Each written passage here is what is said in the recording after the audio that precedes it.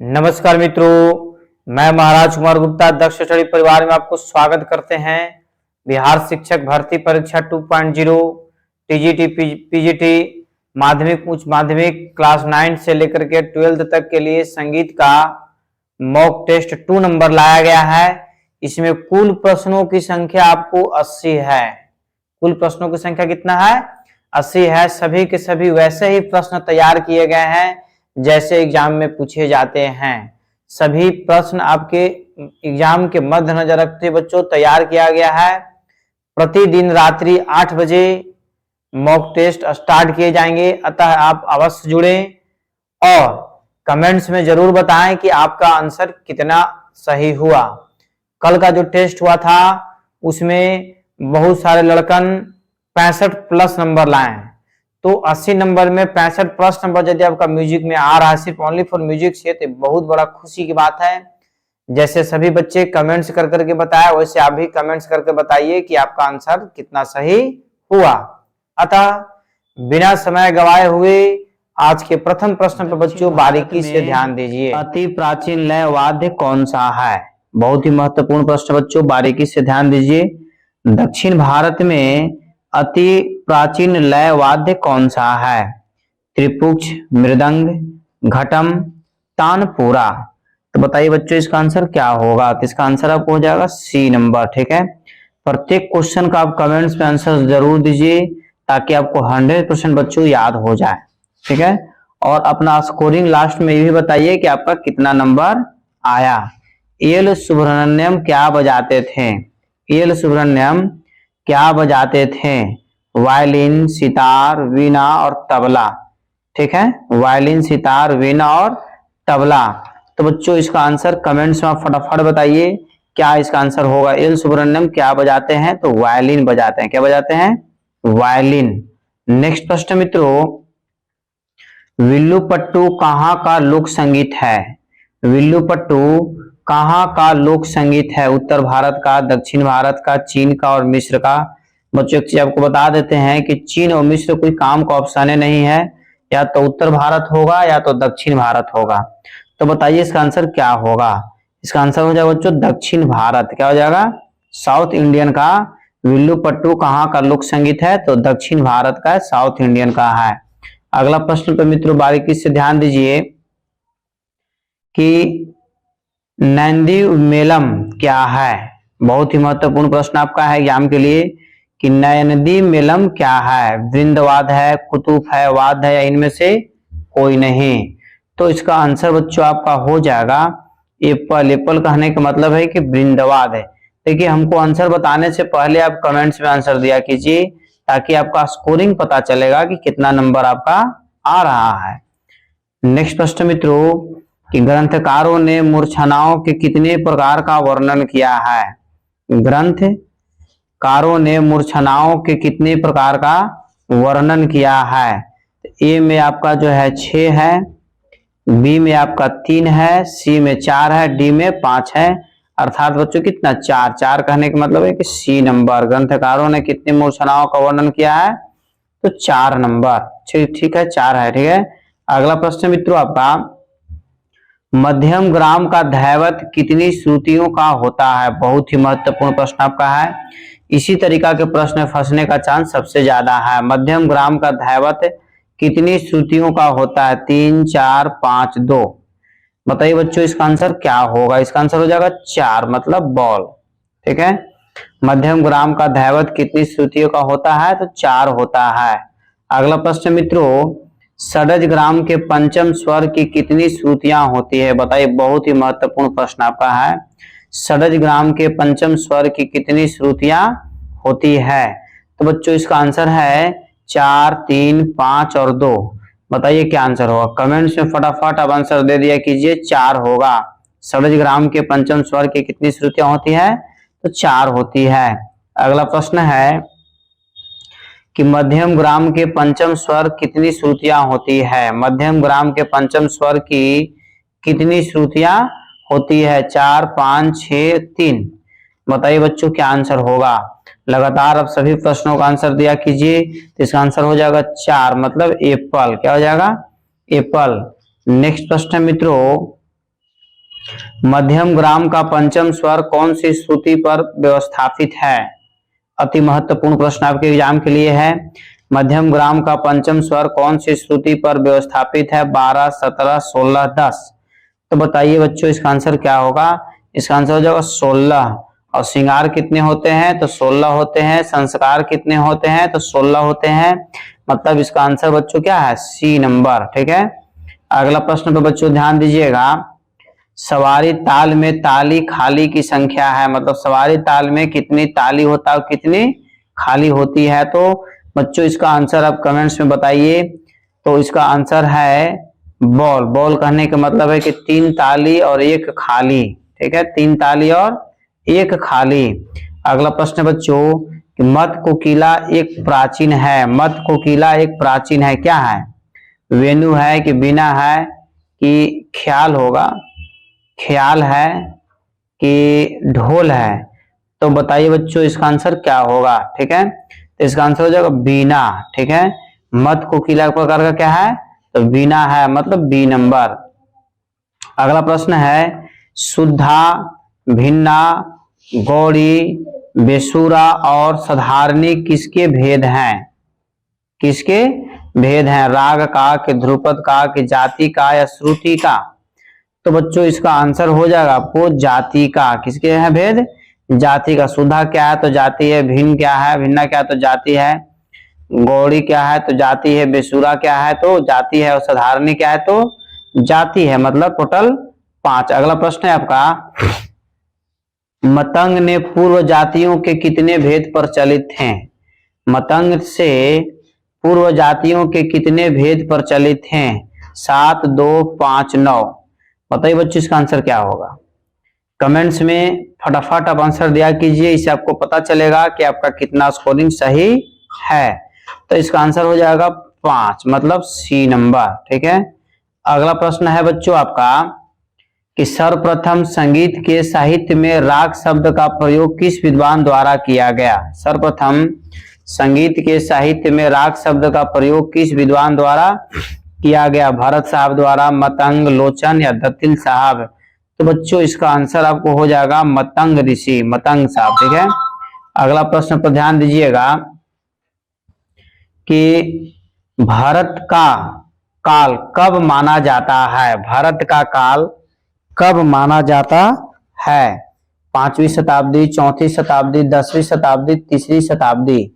तो इसका आंसर बच्चों कमेंट्स में फटाफट दिया कीजिए। भारत का काल कब माना जाता है? भारत मतलब किस काल से संबंधित है? तो 4वीं शताब्दी, मतलब बॉल नंबर मित्रों इसका आंसर क्या है? सही है। अगला प्रश्न पर ध्यान दीजिएगा, सितार के साथ सुरबहार के भी वादक थे। इनमें से कौन से ऐसे कलाकार हैं जो सितार के साथ साथ सुरबहार भी बजाया करते थे? बताइए बच्चों आंसर क्या होगा? पंडित रविशंकर, पंडित निखिल बनर्जी, उस्ताद रईस खान, उस्ताद इमरत खान? तो इसका आंसर बच्चों कमेंट्स में आप जरूर दिया कीजिए। हो जाएगा इसका सी नंबर, मतलब उस्ताद रईस खान। सितार के साथ साथ क्या बजाते थे? तो सुरबहार बजाते थे, तो रईस खान। ठीक है, अगला प्रश्न बच्चों आपका, तबला एवं पखावज दोनों में महारत प्राप्त थी। मतलब कौन से ऐसे कलाकार है जो तबला भी और पखावज दोनों में एक कुशल कलाकार थे, महारथी प्राप्त किए हुए थे? घनश्याम दास, पुरुषोत्तम दास, पागल दास, प्रेम वल्लभ है? तो इसका बच्चों आपका कमेंट्स में आंसर होगा। बताइए क्या आंसर होगा? तो इसका आंसर है मित्रों आपका प्रेम वल्लभ डॉग। क्या है? प्रेम वल्लभ है। देखिए कुछ समय गैपिंग हम इसीलिए छोड़ते हैं ताकि आप आंसर सही तरीका से दे दिया कीजिए।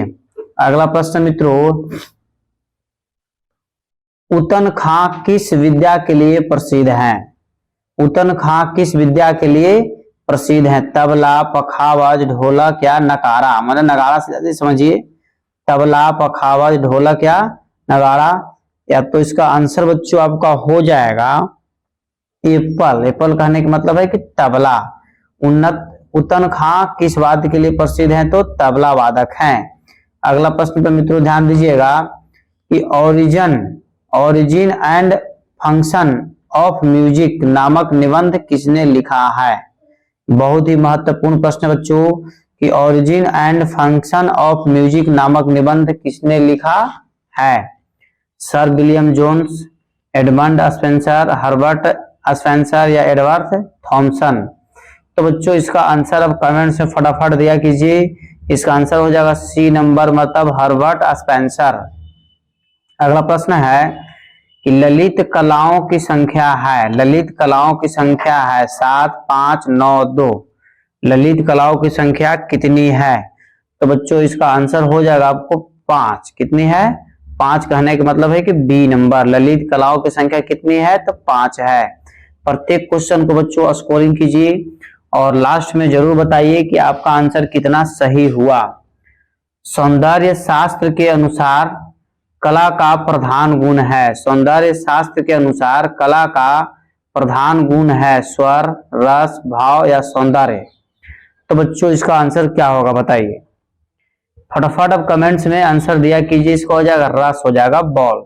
सौंदर्य शास्त्र के अनुसार कला का प्रधान गुण कौन है? तो रस है।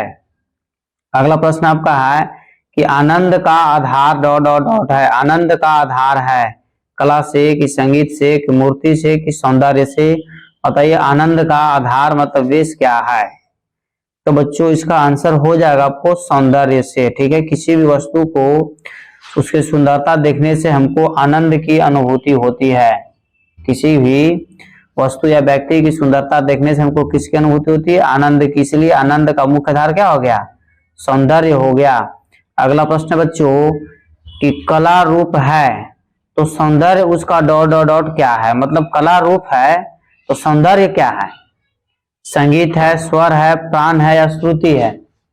तो इसका आंसर बच्चों हो जाएगा प्राण है। कला रूप है तो सौंदर्य क्या है?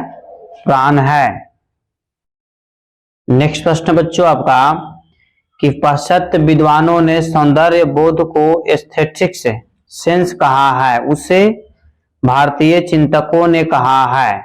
सौंदर्य का चिंतन, ब्रह्मानंद, नाद बोध या स्वर बोध है? बताइए बच्चों इसका आंसर क्या होगा। ठीक है, सभी के सभी प्रश्न आपको एग्जाम के मद्देनजर रखते हुए महत्वपूर्ण प्रश्न लाए गए हैं। अतः इसका आंसर बच्चों हो जाएगा बॉल, मतलब ब्रह्मानंद, ए बॉल। ठीक है, अगला प्रश्न मित्रों आपका कि नारदीय शिक्षा डॉट डॉट डॉट आदि का विवेचना है। नारदीय शिक्षा आदि का विवेचना है स्वर में, ग्राम में, राग में, तान में, क्या ये सभी? तो बच्चों इसका आंसर अब कमेंट से बताइए कि नारदीय शिक्षा डॉट डॉट आदि की विवेचना किसमें मिलती है? तो स्वर में मिलती है, ग्राम में भी, राग में भी, तान में भी। अर्थात कहने का मतलब है कि ये सभी सही है, डी नंबर। ठीक है, स्कोरिंग फटाफट क्या कीजिए। वैदिक परंपरा के अनुसार कितने सवन माने गए हैं? वैदिक परंपरा के अनुसार कितने सवन माने गए हैं? 7, 2, 3, 10। तो बच्चों इसका आंसर अब बताइए क्या होगा। 7, 2, 3, 10 है। तो बच्चों इसका आंसर हो जाएगा आपका 3। कितने सवन माने गए हैं?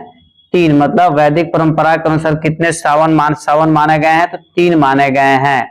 अगला प्रश्न आपका है उर, कंठ और शिरस स्थानों से उद्धत होने वाले स्वर को कहते हैं?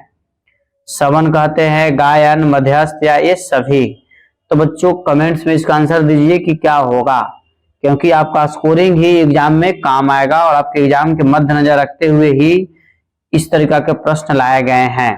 ठीक है, उर, कंठ और शिरस स्थानों से उद्धत होने वाले स्वर को क्या कहते हैं? तो बच्चों इसका आंसर हो जाएगा सवन कहते हैं, ये पल। ठीक है, अगला प्रश्न पर आप ध्यान दीजिए। शिक्षा ग्रंथों की कितनी शाखाएं हैं? शिक्षा ग्रंथों की कितनी शाखाएं हैं? 4, 2, 5, 3। 4, 2, 5, 3। तो बच्चों इसका आंसर हो जाएगा 4। 4 कहने का मतलब है कि एप्पल। ठीक है, शिक्षा ग्रंथों की कितनी शाखाएं हैं? तो 4 शाखाएं हैं। वह वैरूप, वैराज इत्यादि साम के अनेक भेद किस समय प्रचलित हैं? वह वेरूप, वैराज इत्यादि साम के अनेक भेद कितने समय में प्रचलित, किस समय में प्रचलित है? सूत्र साहित्य, जातक साहित्य, उपनिषद या शिक्षा ग्रंथ? तो बच्चों इसका आंसर हो जाएगा सूत्र साहित्य, एप्पल। क्या हो जाएगा? सूत्र साहित्य। अगला प्रश्न है कि वर्ष 1950 में अखिल भारतीय संगीत सम्मेलन में पंडित अनोखे लाल को किस उपाधि से सम्मानित किया गया? जादूगर, संगत रत्न, तबला सम्राट या संगत साधक है? तो बच्चों इसका आंसर हो जाएगा आपको संगत रत्न। बॉल क्या हो जाएगा? संगत रत्न। ठीक है, बारीकी से सभी प्रश्न का आंसर आप कमेंट्स में जरूर दिया कीजिए और अंतिम में बताइए कि आपका कितना क्वेश्चन का आंसर सही हुआ। निम्नलिखित में से, ध्यान दीजिएगा, निम्नलिखित में से किस विद्वान को पद्म श्री की उपाधि से सम्मानित किया जा चुका है? अर्थात इनमें से कौन से ऐसे विद्वान हैं जिनको पद्म श्री पुरस्कार मिल चुका है? पंडित रघुनाथ पनिग्राह, लता मंगेशकर, केजी सुब्रमण्यम या रघुनाथ महापात्र? तो बच्चों इसका आंसर आपको हो जाएगा पंडित रघुनाथ महापात्र। एप्पल, पंडित रघुनाथ महापात्र। अगला प्रश्न पर आप ध्यान दीजिए। एक वहीमुद्दीन डागर को किस उपाधि से नवाजा गया? एफ वहीमुद्दीन डागर को किस उपाधि से नवाजा गया? पद्म भूषण, संगीतज्ञों का संगीतज्ञ, पद्म श्री या भारत रत्न? तो इसका आंसर हो जाएगा संगीत पद्म श्री से, सी नंबर। ठीक है, एफ वहीमुद्दीन डागर को कौन सी प्राइज मिल चुका है? तो पद्म श्री। अगला प्रश्न आपका है, लिथोफोन किससे निर्मित वाद्य है? लिथोफोन किससे निर्मित वाद्य है? तंत्र से कि काष्ठ से कि धातु से कि पत्थर से? बताइए बच्चों इसका आंसर क्या होगा? इसका आंसर हो जाएगा आपको धातु से। कैट क्या हो जाएगा? धातु से। लिथोफोन किससे निर्मित है? तो धातु से। बच्चों इसका आंसर क्या है? सही है। अगला प्रश्न आपका है, मिड के लिए पाश्चात्य संगीत में क्या नाम है? मिड के लिए पाश्चात्य संगीत में क्या नाम है? रेस्ट, असलर, पाज या क्लैप है? तो बच्चों इसका आंसर आपको हो जाएगा असलर। बॉल क्या हो जाएगा? असलर। नेक्स्ट प्रश्न पर बारीकी से ध्यान दीजिएगा कि पाश्चात्य संगीत में अष्टाप नोटेशन में मध्य सप्तक को दर्शाने के लिए कौन सा क्लेप है? बहुत ही महत्वपूर्ण प्रश्न आपका है। Bass clap, alto clap, tenor clap या ट्रेबल क्लैप है? तो बच्चों इसका आंसर आपको हो जाएगा एप्पल, मतलब बास क्लैप है। अगला प्रश्न मित्रों कि पंडित टीडी जानोरीकर किस घराने से जुड़े हैं? पंडित टीडी जानोरीकर किस घराने से जुड़े हैं? किराना घराना, पटियाला घराना, भिंडी बाजार घराना, जयपुर घराना? तो बच्चों इसका आंसर आपको हो जाएगा भिंडी बाजार घराना, सी नंबर, भिंडी बाजार घराना। पंडित टीडी जानोरीकर किस घराने से संबंधित हैं? तो भिंडी बाजार घराना। अगला प्रश्न बच्चों, उडकू बाघ किस जगह के लोक संगीत में प्रचलित हैं? उडकू बाघ किस जगह के लोक संगीत में प्रचलित है? भोजपुरी, राजधानी, दक्षिणी भारत, उत्तर भारत है? तो बच्चों इसका आंसर हो जाएगा कैट, दक्षिणी भारत है। कौन सा भारत हो जाएगा? दक्षिणी भारत, साउथ इंडियन। अगला प्रश्न मित्रों कि दक्षिण भारत के किस संगीतज्ञ ने लोक धुनों को खुले रंगमंच पर नाट्य में अमर करके दिव्य कीर्तन व उत्सव संप्रदाय कीर्तन का प्रचार किया? बहुत ही महत्वपूर्ण प्रश्न है। इसी तरीका का प्रश्न घुमाकर पूछने की चांस ज्यादा है। श्याम शास्त्री, त्यागराज, पुरंदरदास या फिर रविंद्रनाथ थली? तो बच्चों इसका आंसर आपको हो जाएगा पुरंदरदास, सी नंबर। ठीक है, अगला प्रश्न पर बच्चों ध्यान दीजिए कि त्रिपुट ताल का लक्षण है। त्रिपुट ताल का लक्षण है 110, 101, 100 या 10? तो बच्चों इसका आंसर आपका हो जाएगा, कमेंट्स में फटाफट बताया कीजिए कि त्रिपुट ताल का लक्षण कितने हैं? तो 100। 100 कहने का मतलब है कि सी नंबर। नेक्स्ट प्रश्न बच्चों आपका, पंडित साजन मिश्र ने विदेश में संगीत कार्यक्रम कब और कहां दिया? पंडित राजन मिश्र और साजन मिश्र ने विदेश में संगीत कार्यक्रम कब और कहां दिया? तो 1978 अमेरिका, 1978 श्रीलंका, 1978 इंडोनेशिया, 1978 फ्रांस है? तो बच्चों इसका कमेंट्स में अब तक आंसर आपको दे देना चाहिए। इसका आंसर हो जाएगा 1978 श्रीलंका। बॉल ठीक है, 1978 श्रीलंका। अगला प्रश्न है, उस्ताद बहरे वहीद खां का संबंध किस घराने से था? उस्ताद बहरे वहीद खां का संबंध किस घराने से था? सेनिया घराना, किराना घराना, ग्वालियर घराना या आगरा घराना? बताइए मित्रों इसका आंसर क्या होगा। ठीक है, इसका आंसर हो जाए किराना घराना। बहुत ही महत्वपूर्ण प्रश्न था आपका और सभी प्रश्न का स्कोरिंग जरूर करिए। उस्ताद कादर बख्श का घराना है, उस्ताद कादर बख्श का घराना है दिल्ली, पंडित जाब, लखनऊ या बनारस है? तो बच्चों इसका आंसर हो जाएगा, बहुत ही अल्टर नाम है, आप समझ सकते हैं कि इसमें से चारों में से कौन अल्टर नाम है। तो इसका हो जाएगा बच्चों बॉल, मतलब पंडित जाब बॉल। ठीक है, उस्ताद कादर बख्श का घराना कौन सा है? तो पंडित जाब है। अगला प्रश्न मित्रों, कि बाएं तबले पर आज भी परंपरा के नाम पर आटा कहाँ लगाया जाता है? ठीक है, बाएं तबले पर आज भी परंपरा के नाम पर आटा माने खाने वाला आटा कहाँ लगाया जाता है? दिल्ली में, पंडित जाब, लखनऊ या बनारस है? तो बताइए बच्चों इसका आंसर क्या होगा। इसका आंसर हो जाएगा दिल्ली, मतलब सॉरी दिल्ली नहीं होगा, बॉल है पंडित जाब बॉल। ठीक है, नेक्स्ट प्रश्न बच्चों आपका, कि किन्हीं दो स्वरों की दूरी को क्या कहते हैं? बहुत ही महत्वपूर्ण प्रश्न आपका है। किन्हीं दो स्वरों की दूरी को क्या कहते हैं? गमक कहते हैं कि स्केल कहते हैं कि स्वर अंतर कहते हैं कि मूर्खी कहते हैं? बताइए बच्चों आंसर क्या होगा। तो इसका आंसर मित्रों आपको हो जाएगा, बारीकी से ध्यान दीजिएगा, गमक बोलते हैं। क्या बोलते हैं? गमक। बार बार हम कह रहे हैं कि कमेंट्स में आंसर फटाफट दिया कीजिए। किन्हीं दो स्वरों की दूरी को क्या कहते हैं? तो गमक कहते हैं।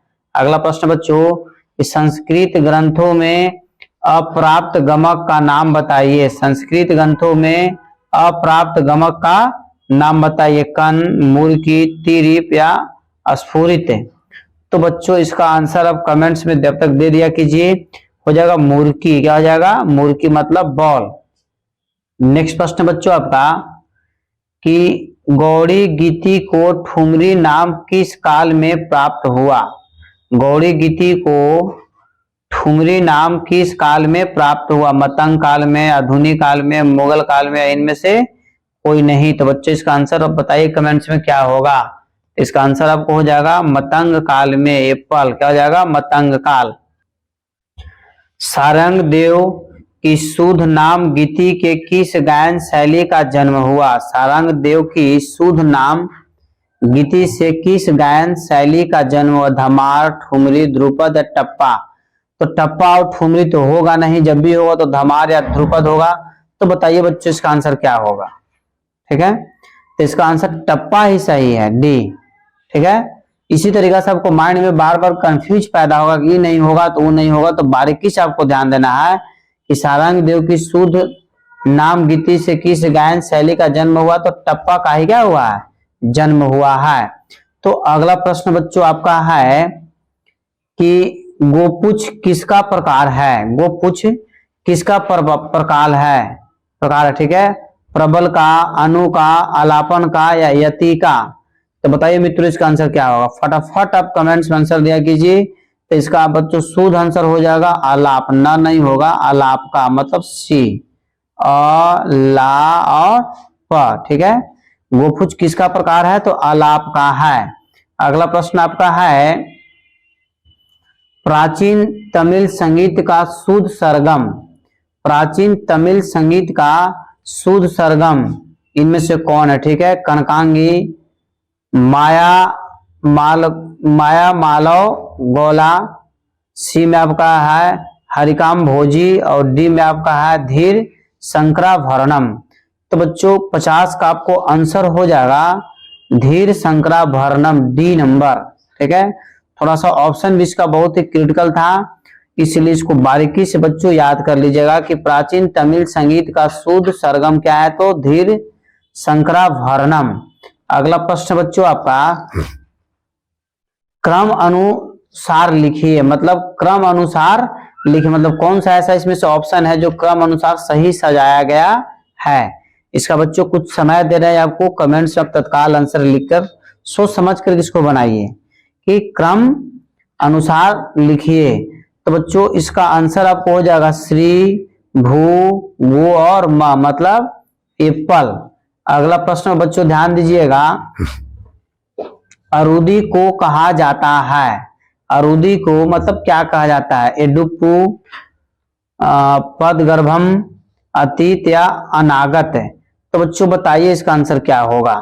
इसका आंसर हो जाएगा बच्चों आपको अनागत, डी नंबर। क्या हो जाएगा, अनागत। अगला प्रश्न है, पद वर्ण के निम्नलिखित अंग में भी साहित्य सम्मिलित है। पद वर्ण के निम्नलिखित अंग में भी साहित्य सम्मिलित है। पल्लवी, अनुपल्लवी, चिष्ट स्तर या चरणम। बताइए बच्चों क्या आंसर होगा। इसका आंसर हो जाएगा पल्लवी, मतलब एप्पल। ठीक है, फटाफट बच्चों कमेंट्स में आंसर दिया कीजिए। अनुबंधन किससे जुड़ा है, अनुबंधन किससे जुड़ा है, कीर्तन से, प्रबंध से, पंचरत्न से या वर्णम से। तो बच्चों इसका आंसर आप कमेंट्स में जरूर बताइए क्या आंसर होगा, और ये भी बताइए कि आपके कितने क्वेश्चन सही हो रहे हैं। तो बच्चों अनुबंध किससे जुड़ा है, तो इसका आंसर आपको हो जाएगा कीर्तन से, एप्पल। किससे जुड़ा हुआ है, कीर्तन से। अगला प्रश्न है, श्रुतियां का परस्पर अंतराल स्वरों के अंतराल की अपेक्षा है। श्रुतियां का परस्पर अंतराल स्वरों के अंतराल की अपेक्षा है, कम होता है, अधिक होता है, बराबर होता है, इनमें से कोई नहीं। तो बताइए बच्चों इसका आंसर क्या होगा। तो इसका आंसर हो जाएगा सी नंबर, बराबर होता है। क्या होता है, बराबर होता है। और बताना है कि बराबर की पहाड़ी बिहार के किस जिला में है, बराबर की पहाड़ी बिहार के किस जिला में है, कमेंट्स में आपको आंसर देना है। सिहेंद्र मध्यम राग के चक्र का नाम क्या था। सिहेंद्र मध्यम राग के चक्र का नाम क्या था, ऋषि, दिशि, आदित्य या नेत्र। बच्चों फटाफट आंसर आप कमेंट्स में दिया कीजिए। तो इसका आंसर मित्रों आपको हो जाएगा ऋषि, मतलब एप्पल। सिहेंद्र मध्यम राग के चक्र का क्या नाम है, तो ऋषि नाम है। अगला प्रश्न पर ध्यान दीजिए कि विलहरी एक है, विलहरी एक डॉट डॉट डॉट। ठीक है, तो इसका बच्चों डायरेक्ट में आप आंसर दिया कीजिए, क्योंकि कुछ समय आपको गैपिंग हम छोड़ रहे उतना में आप बताइए कि क्या आंसर होगा। विलहरी एक है, तो बच्चों इसका आंसर आपको हो जाएगा अन्य स्वर भाषांग राग है, अन्य स्वर भाषांग राग है। अगला प्रश्न मित्रों आपका कि केदारम एक है, बहुत ही महत्वपूर्ण प्रश्न है। इसी तरीका का प्रश्न पूछने का चांस ज्यादा है जो आपको कंफ्यूज पैदा करे। केदारम एक है, आरोहण वक्र राग, अवरोह वक्र राग या उभय वक्र राग या साडव, यहाँ पर होगा साडव, साडव राग। तो बच्चों इसका आंसर आपको हो जाएगा आरोह वक्र राग, बॉल। क्या हो जाएगा, बॉल। केदारम एक है तो आरोह वक्र राग है। अगला प्रश्न आपका है कि मंदारी डॉट डॉट डॉट का जन्य राग है। मंदारी डॉट डॉट डॉट का जन्य राग है, 63वां मेल करता, 65वां मेल करता, 51 मेल करता है, 45 मेल करता।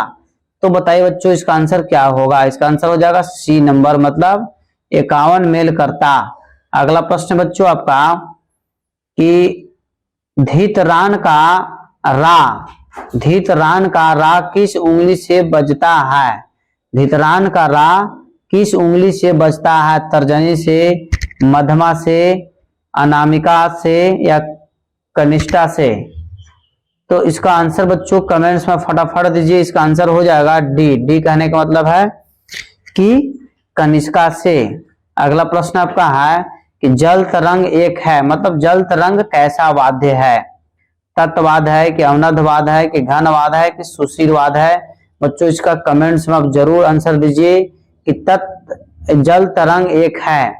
तो इसको हम आपको कमेंट्स में आंसर देने के लिए छोड़ रहे हैं। इसका आंसर बच्चों आप जरूर सूचित कीजिए कि क्या आपका इसका आंसर आया है। कमेंट से फट से इसका लिख दीजिए, टाइपिंग करके इसका लिखना है कि जल तरंग एक है। आपको बता देते हैं कि जल तरंग जो बना होता है चीनी मिट्टी का बना होता है। किसका बना होता है, चीनी मिट्टी का बना होता है। अगला प्रश्न बच्चों आपका समूह कृति नवरत्न मालिका की रचना किसने की।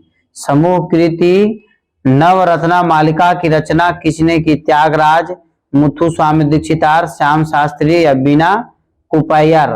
तो बच्चों इसका आंसर आपको हो जाएगा एप्पल त्यागराज साहब। ठीक है, एक चीज और याद रखिएगा कि त्रिमूर्ति का संबंध किससे है, तो त्यागराज, मुथुस्वामी दीक्षितार और श्याम शास्त्री, इन तीनों को मिलकर क्या बोला जाता है, त्रिमूर्ति बोला जाता है, याद आपको रखना। ठीक है, अगला त्रिमूर्ति का संबंध किस शहर से था, तो तंजौर से था। नेक्स्ट प्रश्न आपका है कि तबले पर दिल्ली और पूरब पुस्तक के लेखक कौन है। बहुत ही महत्वपूर्ण प्रश्न बच्चों आपका है कि तबले पर दिल्ली और पूरब पुस्तक के लेखक कौन है। बताइए बच्चों इसका आंसर क्या होगा, क्योंकि इस प्रश्न का आंसर हम क्लास लेते समय बता चुके हैं। ऐसे करीब करीब अधिक प्रश्नों का आंसर हम बता चुके हैं। इसका आंसर हो जाए बच्चों सत्यनारायण वरिष्ठ, मतलब सी नंबर, सत्यनारायण वरिष्ठ। अगला प्रश्न है संगीत रत्नाकर के तृतीय अध्याय का शीर्षक है, मतलब संगीत रत्नाकर के 7 अध्याय हैं, उसमें तृतीय अध्याय का शीर्षक मतलब हेडिंग क्या है, प्रकीर्णन अध्याय, प्रबंध अध्याय, राग विवेक अध्याय या नर्तन अध्याय। तो बच्चों इसका आंसर हो जाएगा आपको एप्पल, मतलब प्रकीर्णन अध्याय। संगीत रत्नाकर के तृतीय अध्याय का शीर्षक है तो प्रकीर्णन अध्याय। अगला प्रश्न है कि संगीत रत्नाकर के प्रकीर्णन अध्याय में कितने काकू प्रकारों का उल्लेख मिलता है। ठीक बच्चों, संगीत रत्नाकर के प्रकीर्णन अध्याय में कितने काकू प्रकारों का उल्लेख मिलता है, 10, 8, 3, 4। बताइए बच्चों इसका आंसर क्या होगा, फटाफट कमेंट्स में आंसर दिया कीजिए। इसका आंसर हो जाएगा 10। कितने वर्णन मिलते हैं, 10 काकू प्रकार का उल्लेख मिलते हैं। अगला प्रश्न आपका है कि म्यूजिक ऑफ इंडिया ग्रंथ की रचना किसने की। म्यूजिक ऑफ इंडिया ग्रंथ की रचना किसने की। बताइए बच्चों इसका आंसर क्या होगा, क्योंकि बहुत ही महत्वपूर्ण प्रश्न आपके एग्जाम के लिए है। तो ए में बच्चों आपका ऑप्शन है एस.एम. टैगोर, बी में आपको है कैप्टन बिलियर्ड और सी में है विलियम जोन्स और डी में है आपका डी.आर. विडेस। तो बच्चों इसका आंसर आपको हो जाएगा एप्पल, M S. Tagore. Music of India ग्रंथ के लेखक कौन है, तो एम.एस. टैगोर। और म्यूजिक इज माई लाइफ पुस्तक के लेखक कौन है, म्यूजिक इज माई लाइफ पुस्तक के लेखक आपको कमेंट्स में आंसर देना है। ठीक है, अगला प्रश्न आपका है कि क्षेत्रय प्रसिद्ध किसके लिए है। क्षेत्रय प्रसिद्ध किसके लिए है, तेलुगु पदों के लिए, तिलानों के लिए, वर्णों के लिए या जावलियों के लिए। तो बच्चों इसका हो जाएगा आपको तिलानों के लिए। बॉल इसका आंसर क्या है, सही है। सभी प्रश्नों का आंसर आप कमेंट्स में जरूर दीजिए और स्कोरिंग करने की कोशिश कीजिए कि अधिक से अधिक प्रश्नों का आंसर हम दें। निम्नलिखित में से किसके भजनों का सामूहिक नाम त्योहारय रखा गया है। ठीक है, तो बताइए बच्चों इसका आंसर क्या होगा, अरुण गिरनायर मणिकांत चक्कर का, बी में आपका है अंडाल सुंदरम बाल का, सी में है तिरु ज्ञान सबंदर इलंकुलोटी का, या डी या फिर डी में बताइए, बहुत बड़ा इसका ऑप्शन दिया हुआ है। तो इसका आंसर बच्चों आपका हो जाएगा, बताइए क्या होगा, बी नंबर। बी कहने का मतलब है कि अंडाल सुंदरम बाल। ठीक है, अंडाल सुंदरम बाल। निम्नलिखित में से किसके भजनों का सामूहिक नाम त्योराय रखा गया है, तो अंडाल सुंदरम बाज का, बाल का। ठीक है, नेक्स्ट प्रश्न पर बच्चों ध्यान दीजिएगा कि देवरनामा किसके द्वारा रचित किए गए हैं, मतलब देवरनामा के पुस्तक, देवरनामा पुस्तक ग्रंथ है उसको किसने लिखा। तो मुथुस्वामी दीक्षितार, पुरंदरदास, श्याम शास्त्री या स्वाति तिरुनाल।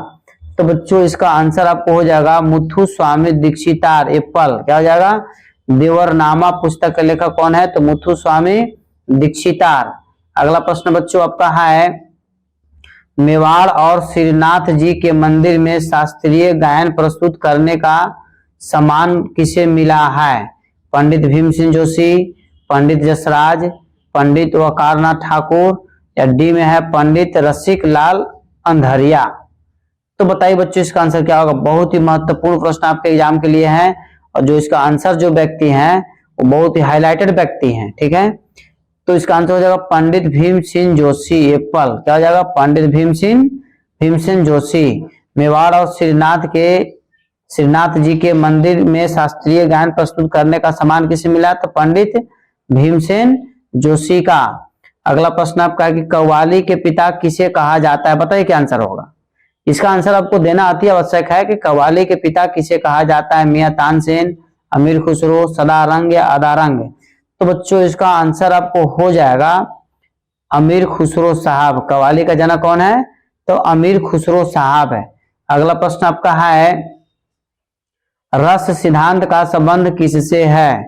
रस सिद्धांत का संबंध किससे है? पंडित राज जगन्नाथ से, वामगर्टन से, बी.एन. भारतखंडे साहब या हीगल से? तो बताइए बच्चों इसका आंसर क्या होगा? इसका आंसर हो जाएगा सी, मतलब बी.एन. भारतखंडे। रस सिद्धांत का संबंध किससे है? तो बी.एन. भारतखंडे साहब से। अगला प्रश्न बच्चों आपका, संचारी भावों की संख्या कितनी है? संचारी भावों की संख्या कितनी है? 23, 13, 33, 43। तो बच्चों बताइए इसका आंसर क्या होगा कि संचारी भावों की संख्या कितनी है? तो 13 है। ठीक है मित्रों, मतलब बी नंबर। अगला प्रश्न है आपका कि सामगान का प्रथम स्वर किस लौकिक स्वर से साम्य है? सामगान का प्रथम स्वर किस लौकिक स्वर का साम्य है? स, रे, ग, म। तो बच्चों इसका आंसर आपको हो जाएगा एप्पल। एप्पल कहने का मतलब है कि स से।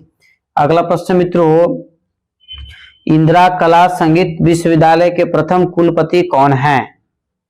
डॉक्टर प्रेमलता शर्मा, डॉक्टर इंद्राणी चक्रवर्ती, डॉक्टर पूर्णिमा पांडे या श्री कृष्ण नारायण रत्नांजकर? तो बच्चों इसका आंसर आपको हो जाएगा डी नंबर, मतलब श्री कृष्ण नारायण रत्नांजकर। अगला प्रश्न है आपका कि मध्य प्रदेश में स्थापित संगीत विश्वविद्यालय कौन सा है? मध्य प्रदेश में स्थापित संगीत विश्वविद्यालय कौन सा है? तो भारतखंडे विश्वविद्यालय गलत है। पंडित ओंकारनाथ ठाकुर विश्वविद्यालय, राजा मानसिंह विश्वविद्यालय या जीवाजी विश्वविद्यालय? तो बच्चों इसका आंसर आपको हो जाएगा डी नंबर, मतलब जीवाजी विश्वविद्यालय। मध्य प्रदेश में स्थापित संगीत महाविद्यालय कौन है? तो जीवाजी विश्वविद्यालय। ठीक है मित्रों, इसके बाद अगला आपका प्रश्न है, भारत द्वारा वर्णित गीतियों की संख्या है, मतलब भरत साहब ने गीतियों की संख्या कितनी बताई है? 3, 4, 5, 6। तो बच्चों इसका आंसर आपको हो जाएगा 4। गीतियों की संख्या कितनी बताए हैं? 4। भरत साहब द्वारा कितनी गीतियों संख्या को वर्णन किया गया है? तो 4 गीतियों का। अगला प्रश्न है कि पत्थर पर नक्शित संगीत है, पत्थर पर नकाशित संगीत है, तिरुत्तनी, बिम्बेरका, कुड़ी मियामले या खजुराहो? तो बच्चों इसका आंसर आप कमेंट्स में फट से बता दिया कीजिए। इसका आंसर मित्रों हो जाएगा आपको खजुराहो, डी नंबर। ठीक है, पत्थर पर नक्शित संगीत कौन है? तो खजुराहो। अगला प्रश्न बच्चों आपका कि कर्नाटक ताल पद्धति की त्रिपुट ताल किस प्रकार लिखी जाती है? कर्नाटक ताल पद्धति की त्रिपुट ताल किस प्रकार लिखी जाती है? पूरा पूरी 100 एप्पल। ठीक है, मैंने दोनों एक ही है, परंतु ये पहला का मान्यता ज्यादा बच्चों दिया जाएगा। अगला प्रश्न है आपका, षडज ग्राम की कितनी मूर्छनाएं वर्णित हैं? षडज ग्राम की कितनी मूर्छनाएं वर्णित है? 4, 5, 3, 7। बताइए बच्चों इसका आंसर क्या होगा? ये क्वेश्चन आपका SW के रूप में है। इसका आंसर आपको कमेंट से बच्चों 100% बताना है कि षडज ग्राम की कितनी मूर्छनाएं वर्णित है। यदि आप बीपीएससी म्यूजिक टीचर की तैयारी कर रहे हैं, सफलता पाना चाहते हैं, तो इसका आंसर आपको याद होना अति आवश्यक है। ठीक है, अतः आज का क्लास बच्चों यहीं पर समाप्त किया जा रहा है। यदि आप इस चैनल में पहली बार विजिट कर रहे हैं तो चैनल को सब्सक्राइब करना न भूलें तथा अपने लोगों को लिंक अवश्य शेयर करें ताकि सभी लोग पढ़े और सभी लोग बढ़े। ठीक है, एक बार प्रेम से बोलिए भारत माता की जय।